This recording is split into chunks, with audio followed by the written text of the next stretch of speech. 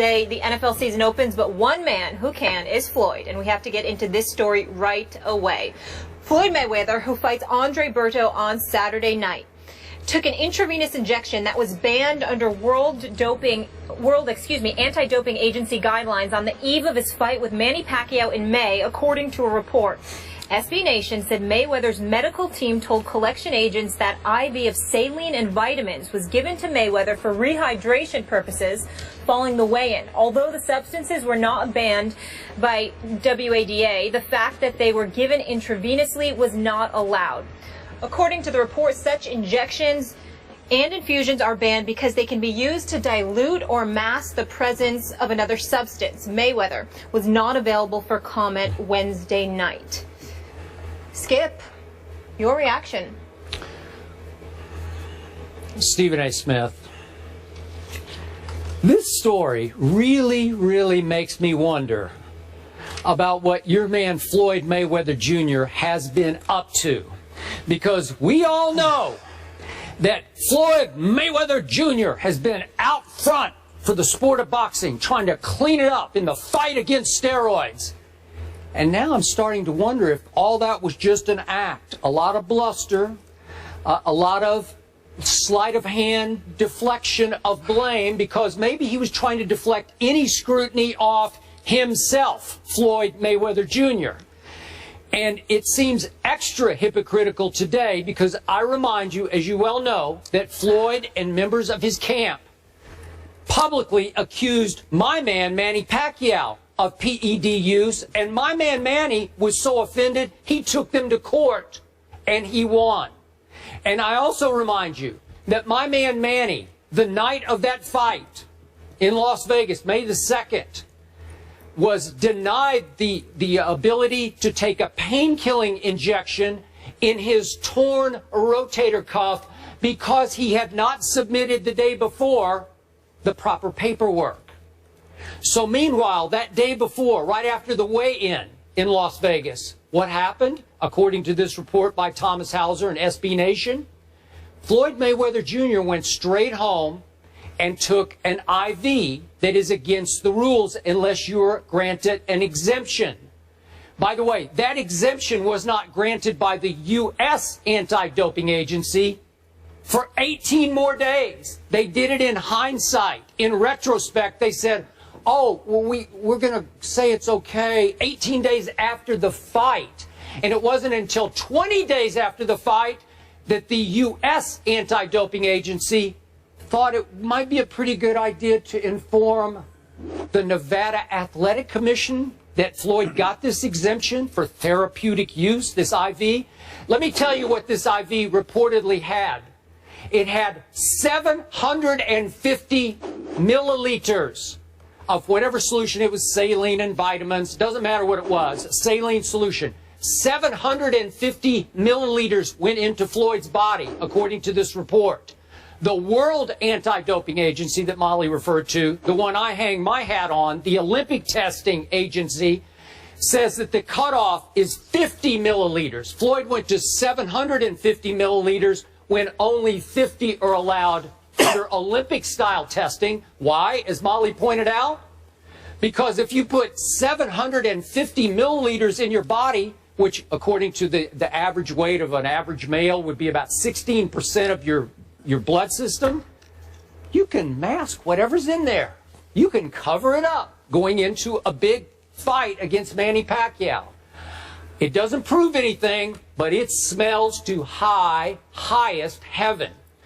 And this whole idea of Floyd saying that he's been Olympic tested, this story just shoots holes all through that, because the U.S. anti-doping agency is just this independent arm that operates in this country that you can pay to come and test you for your event. So its integrity has been challenged here. Its credibility is being challenged here because Floyd will call upon the U.S. anti-doping agency to come and test him closer and closer to fights because he's gotten smarter and smarter. Floyd doesn't announce his fights until very close to fight time. Andre Berto, we know, is tomorrow night, September 12th. That fight didn't get announced until August the 4th. So in 4 or 5 weeks, That's all the testing that the U.S. anti-doping agency is able to do. So what happened between the Manny fight and all the way up to August the 4th, Floyd could be doing anything. Olympic testing is 365 days a year, 7 days a week, 24 hours a day. Floyd has never been subjected to that kind of testing. And let me also add, before I hand off to you, Stephen A. Smith, I know this writer, Thomas Hauser. He is a dean of boxing writers. He's now 69 years of age. He wrote the definitive biography of Muhammad Ali that was published in 1991. You could say that he's favorable to Ali, and you could read, I'm going to be objective here, you could read into it that maybe he has an axe to grind against Floyd because Floyd has been so publicly hard on Muhammad Ali. I don't know that. I don't believe that.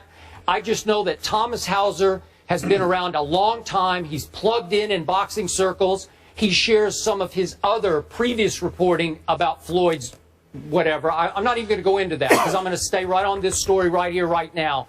It raises all kinds of red flags about what happened before that fight. And again, it proves nothing except it just comes across as so outrageously hypocritical after the way that Floyd has treated Manny Pacquiao.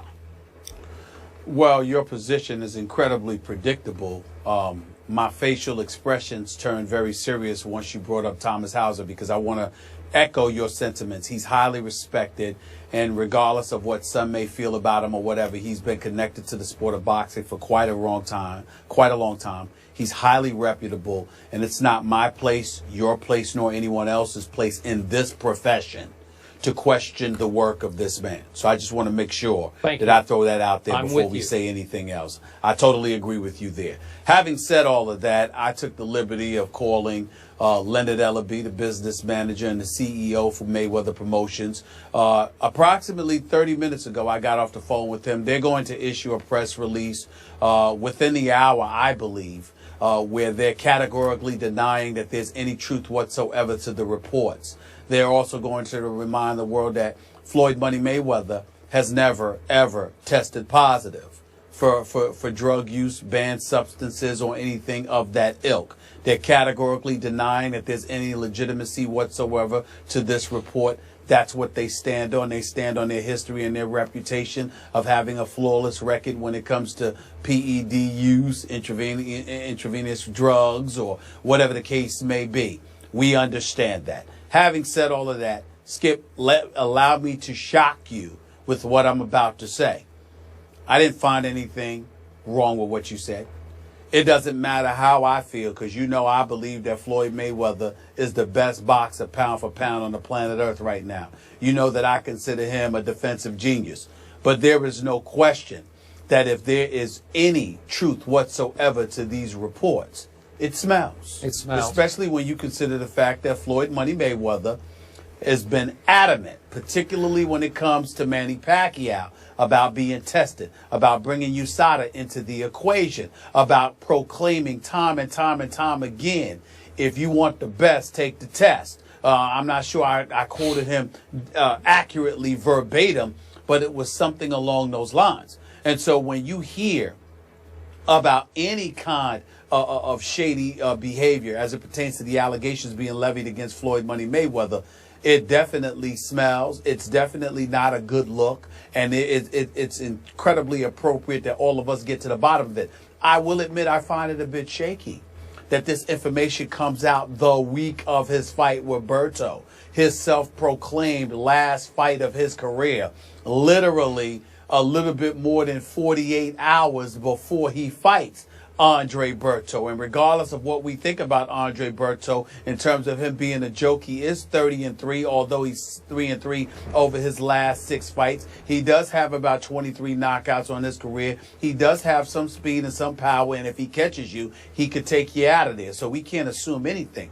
When I look at all of these things, I do find it a tad bit odd that this report has come out now, particularly considering the fact that this was probably known months ago. But that still doesn't absolve Mayweather from anything if indeed it is true.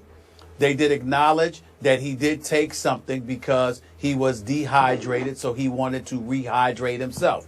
You pointed out how it's 750 milliliters, okay? 250 milliliters of the saline and the multivitamin, and then an additional 500 for the saline along with vitamin C, okay? Now, when you talk about potential PED use, let's be clear about something here, and this is where you and I definitely will part ways. There have been accusations made about Floyd Money Mayweather in the past, although that there was no proof presented. I believe somebody associated with Max Boxing threw something out there about Floyd Money Mayweather working in concert with Golden Boy Promotions and them having, connections with USADA and, brought that to the attention of the Nevada State Athletic Commission. I don't know how far that went, but clearly it didn't go far enough because we never heard anything really about it, okay? But let's be clear, Skip Bayless. The kind of PED use that many suspected Manny Pacquiao of doing with Floyd Money Mayweather, you yourself have said on many occasions, he's a pillow puncher. He's got 26 knockouts. The last real knockout of his career to you was in the late 90s, even though I count Ricky Hatton as a knockout, etc. You kept pointing out how he's devoid of power and what have you. Do not equate Floyd Money Mayweather with Manny Pacquiao. Clottey and Oscar De La Hoya, even though Ricky Hatton's got a glass jaw, what he did to Ricky Hatton, I'm talking about Pacquiao here, what he did to Miguel Cotto, what he did to Antonio Margarito, what he was doing to Sugar Shane Mosley, even though that ended up being a decision when he dropped him in the third round. Manny Pacquiao not only was delivering knockout punches, Manny Pacquiao was also taking punches from much bigger and conceivably stronger individuals at the time that these suspicions about him were raised. I don't see any of that with Floyd Money Mayweather. We see a guy that's the same size. We see a guy that's devoid of the knockout power. We see a guy that's prepared to go 12 rounds each fight, etc., etc. So although I am willing to say to you that this does need to be investigated and we need to get to the bottom of this, and if indeed any of this is true, Floyd Money Mayweather does come across as a flaming hypocrite if there is truth to this report, I would ask you to keep in mind how they're categorically denying it, how Leonard Ellerbe is scheduled to issue a press release, for Mayweather Promotions, and last but not least, it doesn't compare to what we were seeing from Manny Pacquiao at the height of his stardom. What Manny Pacquiao was doing to cats while moving up in weight was absolutely unequivocally extraordinary. And it raised a whole lot of suspicions. You didn't see anything from Floyd Mayweather to raise suspicions. I would like to point that out. Okay. Back to your points in order. The timing of this report is timely. At least Floyd's in the news right now. Isn't this the end of his career, potentially? I'm not buying that, but that's what he says. He is going to fight tomorrow night. Okay, so I don't have a problem with the timing of the report. I do have a small problem with what you're saying, and I agree with you about Pacquiao. He did seem to get a little stronger as he came up in weight, as he had to, and he was just destroying dudes on the way up. I'm with you on that. But remember this, and you know this about PED use. There are two sides to it. Increasing power, increasing recovery at advancing age. Floyd Mayweather Jr. is now 38 years of age. So I could see where at some point, I don't know this for a fact, but you could resort to it for recovery from some of the beatings that you have taken. Because Floyd has taken some punish. I know he's the greatest defensive boxer ever, but he's taken some shots before. You've talked about him on this show. But I'm saying there could be just recovery involved here. Well, Skip Bayless, he got hit by Sugar Shane Mosley in round 2 of their fight. Yep. He got rocked at the end of the third round by Madonna in their fight. He did. What other beating has he taken? Okay, but I'm just saying these are shots for an aging fighter to take. Well, work with me. Work with me. He got hit by a blow in 2 fights. One by Sugar Shane Mosley, the other against Marcos Madonna. At no other time has he been beat up in his career.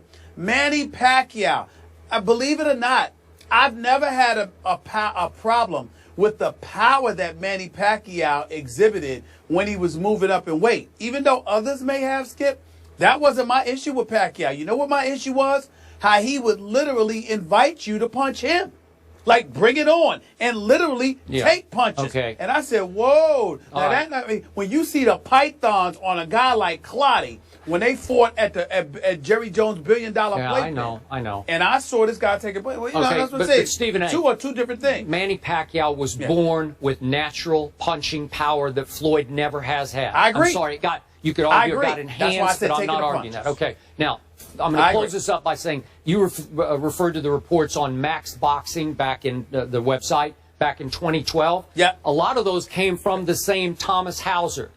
I just encourage our viewers, if you have a couple of minutes, because it's going to take a couple of minutes, go read Thomas Hauser's report on SB Nation right now, because he goes into detail about all of his past investigations into Floyd's. Well, I'm going to leave it alone because I don't want to accuse Floyd any more than what we did with this IV. Okay, but go read it and then you can make your own conclusions, because he did have one hard evidence that he reported even again today. Before the Guerrero fight, the Mayweather-Guerrero fight, Floyd did have a test that became public by USADA that was a red flag test. It's the testosterone to epitestosterone levels. They were out of balance enough that trust me, the Olympic testers, WADA, the World Anti-Doping, they would have red flagged that one and said, wait a second, we got to retest here. So Thomas Hauser does have that. I'm just saying, Floyd doesn't have a spotless record here. It doesn't look. I agree with that. It does not look spotless. He may have some explaining to do. But I'm saying to you, he sort of deserves the benefit of the doubt from the perspective that in the ring we've seen nothing different, whereas we saw something significantly different along the way with Manny Pacquiao. That's all I'm saying. All right, we'll leave it there. We'll continue.